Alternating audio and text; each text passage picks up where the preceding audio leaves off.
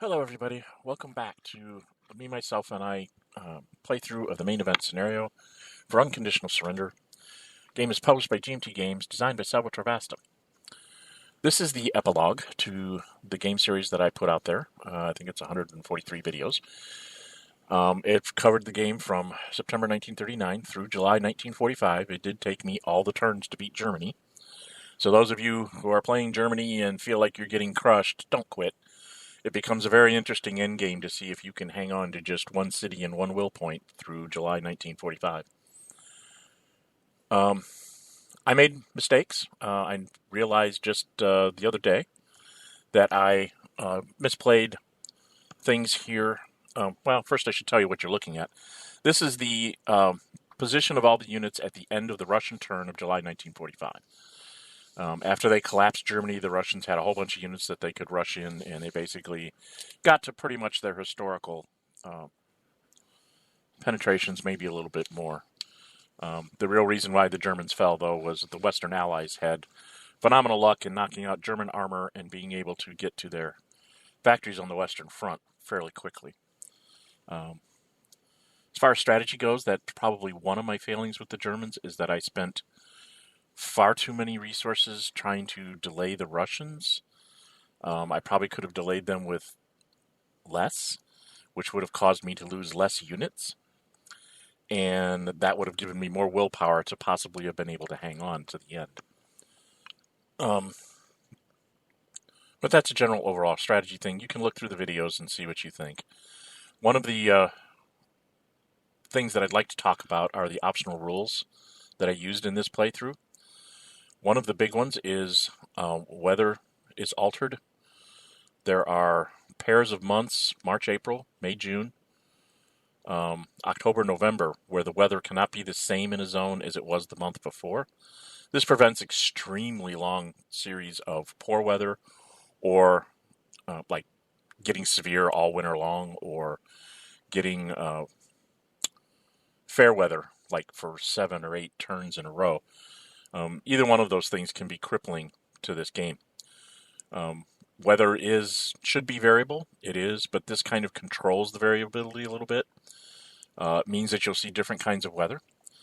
The other thing that goes along with those rules is that they have loosened up the penalty on poor weather to only being plus or -1 instead of -2, but they also limit you to assaults in poor and severe weather. That seemed to be, it helped speed up the game. It made you only bother to attack where it was important. You didn't try ridiculous, -2 attacks all up and down the line just to see if you could get a lucky 6-1 split in your favor. So it kept you from rolling dice for no real good reason, and actually helped you replenish your forces to make the fair weather turns far more involved. I proved that even with poor weather rules as they are, you can make significant progress. I had some wave assaults with the Russians to kind of bust up the German line. As the Germans, I actually conquered Denmark in poor weather. It took like 4 infantry units because I only got 1 attack with each one of them, and I kept getting retreats. But I basically chased him all the way up the Denmark peninsula. And you can find that in one of the earlier videos, the 1940 March or April turn, I think. So I really like the weather rules. I think that they add a whole lot to the game. You don't have to worry about massively critical weather. It'll foil you up now and again when you really wanted a poor and you get a severe, but then the next turn you get, you're either going to get poor or fair. So it just delays you maybe by a turn. You still have your chances of getting extra fair weather turns. You're guaranteed 4 weather turns in all the zones, because in May, June, it's a 50-50 poor or fair, and then July, September, and October, I can't count, July, August, and September, I can get my months right in the calendar. Those are always 3 fair weather turns, and in May, June, you will always get a 4th one. So you'll always have at least 1/3 of the year is fair weather. It's pretty good chance throughout the game that you're probably going to pick up an extra fair weather turn here or there, rolling that 1 or 2 in the specific pair of months and things. So I really do love the weather rules. I think they were very well put together. I hope Sal makes them official. I would like to only play with them because I think it helps both sides control things.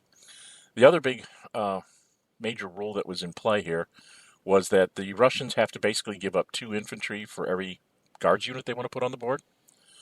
I've heard people say, oh my god, you won't have enough units. If you do the math, which I have done, for most of the 43, for most of that year, the most mobile units you'll have will be 10 guards infantry units and 6 armored units, 4 of which I think can become guards tanks units. And if you add that up, that's 16 units times 2 to activate is 32 production points. If you add in the 5 shock units, which are probably the only other infantry units you should really be moving around and attacking with because they're so good, that's 37 production points. And then if you add in 5 airplanes at reorganizing at 3 apiece, you come out to a grand total of 52. The Russians, by the end of 1943, or early in 1940, I should say probably sometime in 1944, will get to that 52 plateau, as long as you don't collapse them. And getting there means they can move all their mobile units and fly all their airplanes and reorganize all their airplanes. So they effectively become as if they're the United States with no limit to their production points. So I found it to be very, give me more of a historical feeling, because in 1943, as you're putting these guards units on, you tend to put them down where you're going to have to make your next push. And you tend to only be able to do maybe about half or a third of the front at a time, because you want to keep your airplanes, available and replace any losses the Germans might have inflicted on you. So you tend to only spend, enough points to do maybe a third or a half of the front. And the other side just kind of, sits there. And then the next fair weather turn, you do that side of the front. So it kind of ebbs and flows back and forth. And I thought it worked. It felt very much like the way the war in Russia did. There would be a big push, in the north, then a big push in the south, and then a big push in the center. And it tends to follow that until you get to that 52-point plateau. And then it's the Russian army, just everything moves and attacks. And, basically you're just rolling the dice to kill Germans as fast as possible. So I really like that rule as well. The final rule that was put in the optional rules that I have is called the, Last Stand? Essentially, it's if the enemy will occupy your city, and that occupation will cause you to collapse. If you have a full strength unit in it, you basically can kind of be like a fort. You can take a step loss instead of retreating. That won't help you if you get a DD, because you still would be eliminated. And of course, a DE won't help you either, because you're not in the hex.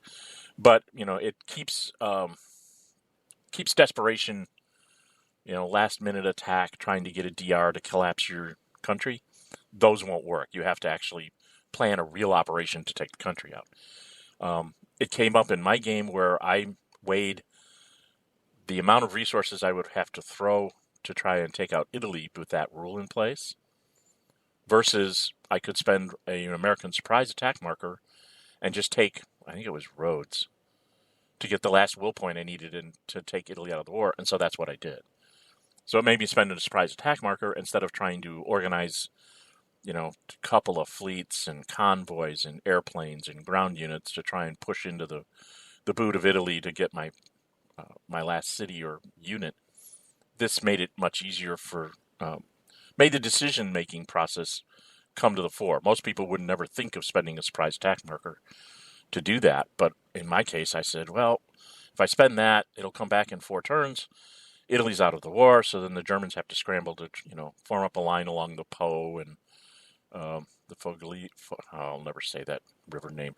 I call it the Gothic line, which is 1 hex row south of the Po River. So that, I think, was kind of an interest. I like that rule. It doesn't come up very often, but makes Italy last maybe an extra turn.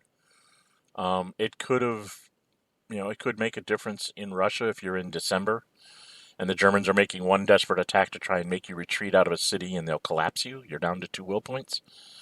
and it doesn't work because you can take a step loss instead of retreating. So, I think it's worth it. Like I said, it doesn't come up very often. When it does, it feels very historical. That being said, I enjoyed making this video.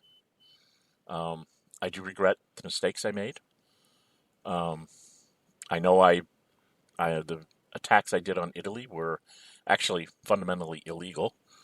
I forgot to have a convoy sitting in Malta when I was basing airplanes out of it. So they were not allowed to land there because they wouldn't have been in supply when I moved them. So, reread the rules, even if you've played it several times like I have. You'll find things that you've been playing wrong. I've been playing that wrong forever. Be that as it may, I might put together a tactics video.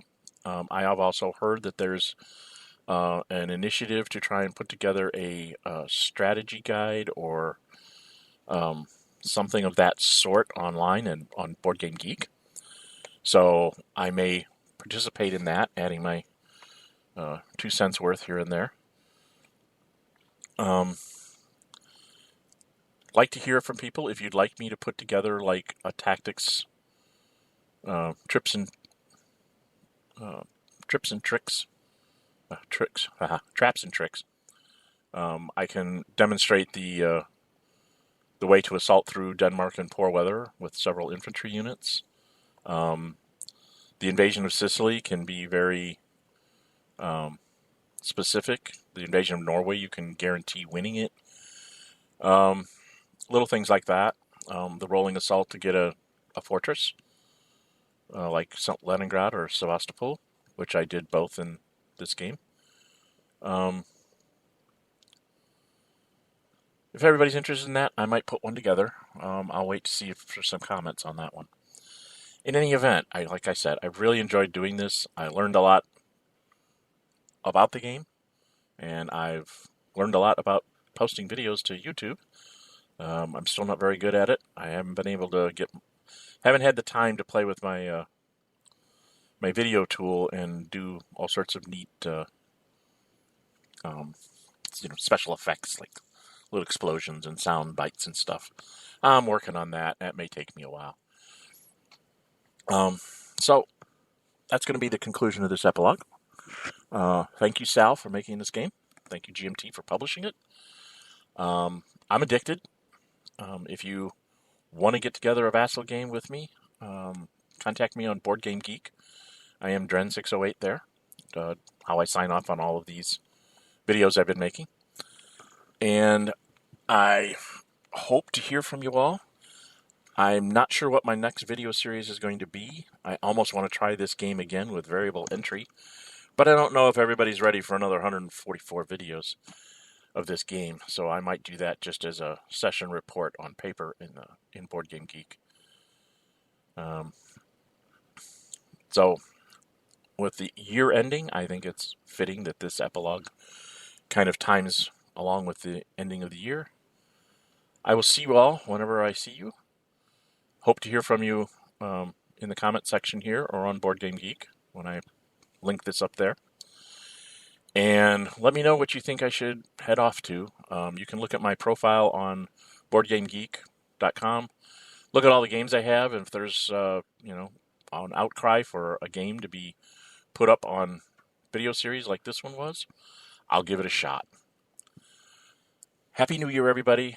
Hope your holidays were safe and you got to enjoy them.